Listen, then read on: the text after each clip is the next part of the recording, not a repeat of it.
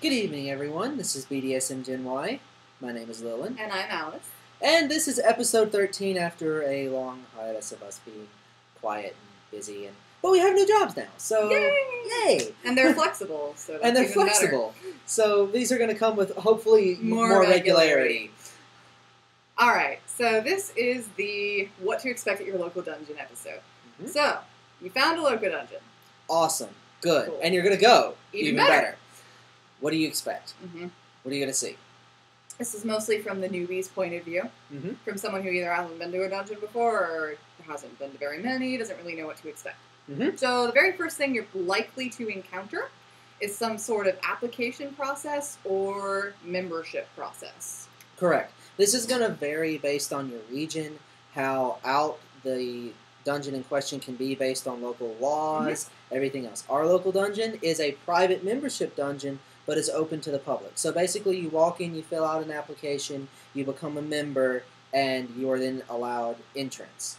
It's also able to be looked up and Googled online. Like, you can see the address, it's public, no one's hiding it. Correct. Now, in other states where the laws are stricter, you will have to email someone and ask them for the address, which they will probably give to you after they've met you for coffee and made sure that you aren't a creeper trying to mistake this for a swingers club, aren't a cop.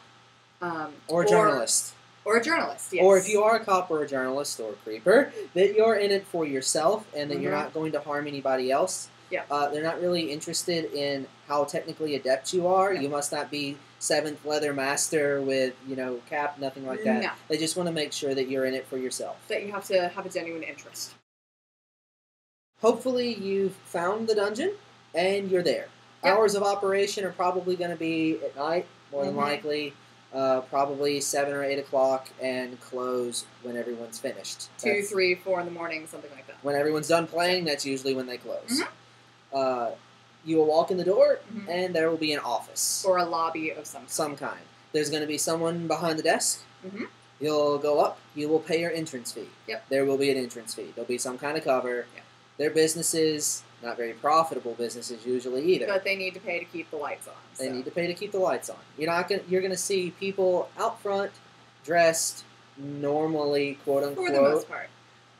They will definitely be wearing clothes. They'll be street legal. How about that? Yes. It may be fetish wear, but they'll be street legal. And you'll see people in regular clothing, button-ups, ties, t-shirts, jeans, whatever they're comfortable in. Some people go to show off, some people don't. This is mostly because the lobby is a place that anyone could walk in off the street, supposedly, and so you have to be street legal. You can't have bare boobs, you can't have bare ass, you can't have bare genitalia. Yep. So. Now, once you go past the lobby, once you've been allowed admittance, those rules usually go out the window. The dungeon proper will probably have a lot of naked or half-naked people wandering around. So, and be prepared for public nudity. Don't be worried about sex. Most, quote-unquote, now we're going off a limb here, this is a public dungeon, not a private play party. Private play parties will have entirely different rules. But most public dungeons enforce a no penetration law, no oral sex. No bodily fluids being expelled, no blood, no semen, no juices. Yep. Basically, anything that's going to cause a mess with liquids or possible infection is off limits. Is prohibited. They will give special dispensation depending on the dungeon for stuff like blood, if they know you, and they can keep the area clean, and so on and so forth. Let's talk about the big scary equipment.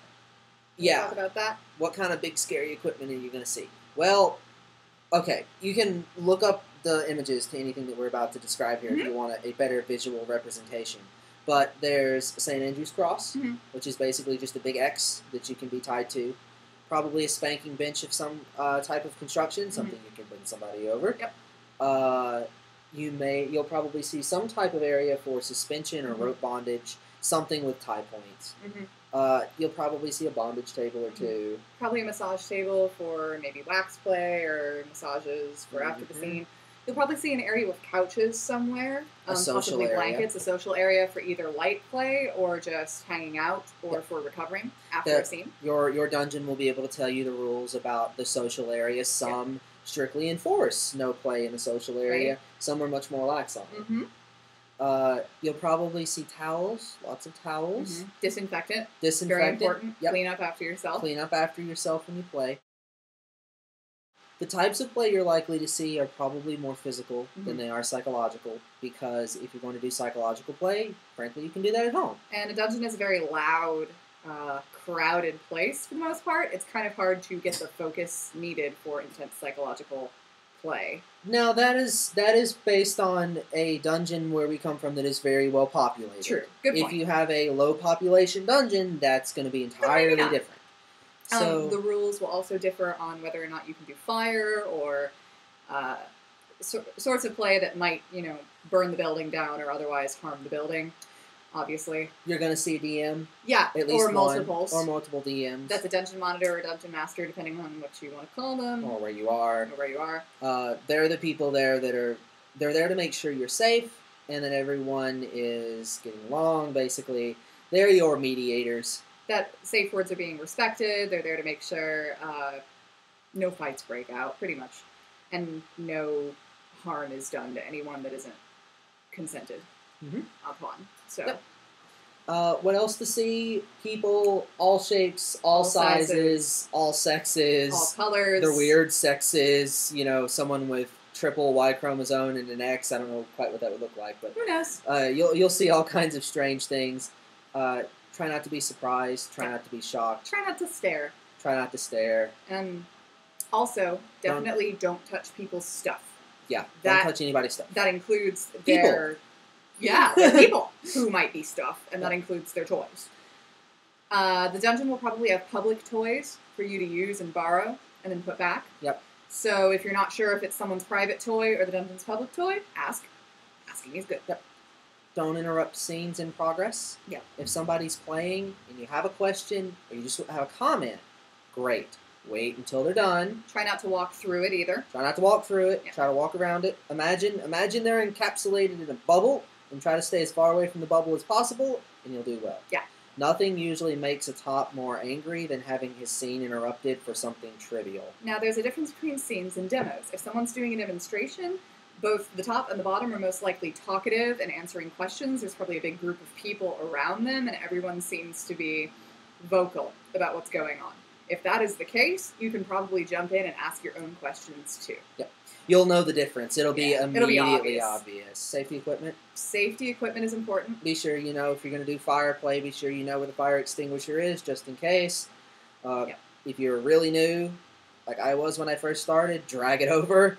You're not going to use it on a person because you're not going to be fast enough, but hey, you may set, say, the bondage table on fire. Right. Then you want to be able to put it out. Oh, and if you're a newbie, first question you should always ask is probably where are the bathrooms. You will want to know at some point during the night. Most dungeons are going to offer some type of refreshment. Yep. Water. Or it might be for sale, it might be free. It might be for sale, it might be free. That's entirely dependent on your local environment. Most dungeons are going to have an event board. Something to state what's going on in the local area, the munches, classes, stuff like that. And that's pretty much it. That's going to be your local dungeon. I think that covers the basics. Yep. Next week, we are going to cover, kind of an addendum to this, the types of play you will see in a dungeon.